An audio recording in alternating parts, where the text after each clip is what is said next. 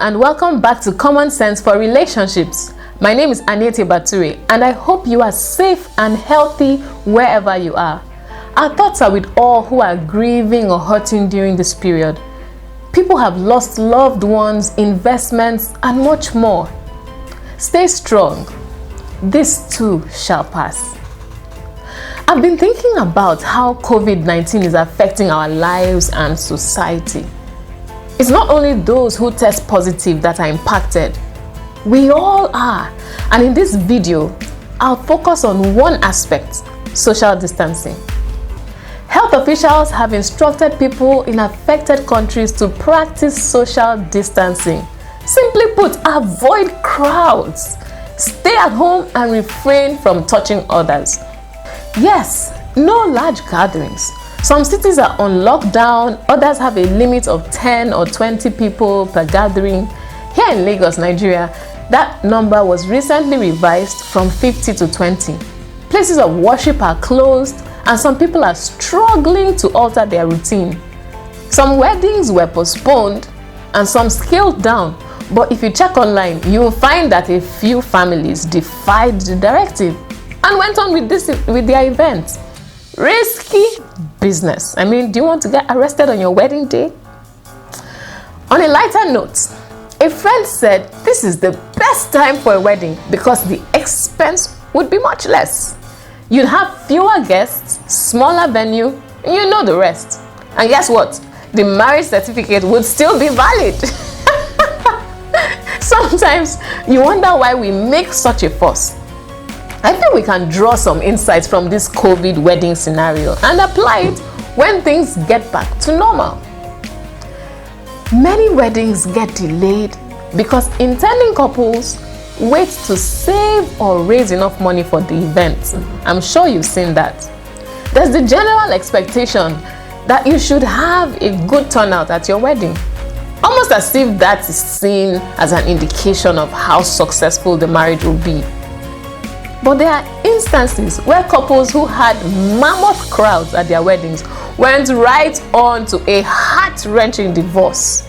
Can you imagine that? For anyone out there thinking about getting married, there are a few thoughts to consider. Should you adjust your wedding date to a time when you have funds for a big wedding? Or should you set your wedding date and then adjust your wedding plans to align with that and to fit your current budget? You can always adjust your guest list, your venue, the type of food that is served, the caterer that provides that service, and the number of people that are on your train. You can do all those adjustments to fit your budget. How many people do you really need at a wedding? Let's think about it. I say 9. Could be a little less, but let's just be generous and keep it at 9. So count with me. You have the bride and groom. You have the officiating minister, very important. Then you have the parents of the bride, the parents of the groom. And then, so that we do not leave out our besties, you have the best man and the maid of honor. 9. Imagine doing a wedding with just 9 people. And then if you want to cater for your friends and family who are not there, you can stream it live and put pictures on Facebook or Instagram or wherever, so that those of them who couldn't attend get to see everything. That's the beauty of technology and social media. Another trend that baffles me is the sponsor. You won't believe the number of lovebirds out there who keep postponing their wedding date because they are waiting for funding from a sponsor and for a window on the business sponsor's calendar for the wedding to hold. Please break out of that mold if you're in that situation. You can go for a budget wedding. Stop waiting around. Cut your coat according to your size, or in this case, your wedding plans according to your budget, and move on.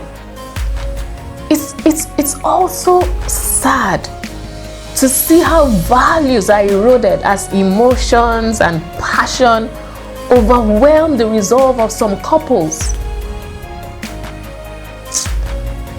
You know, premarital sex has its consequences.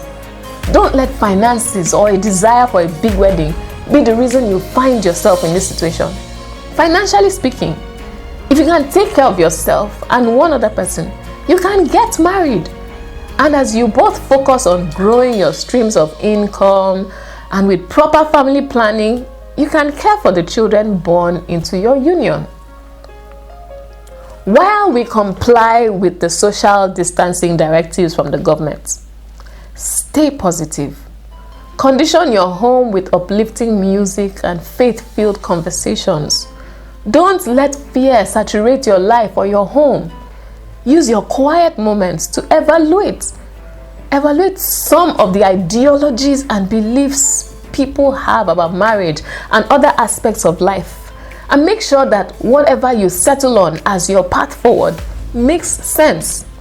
And when in doubt, seek counsel from reliable sources.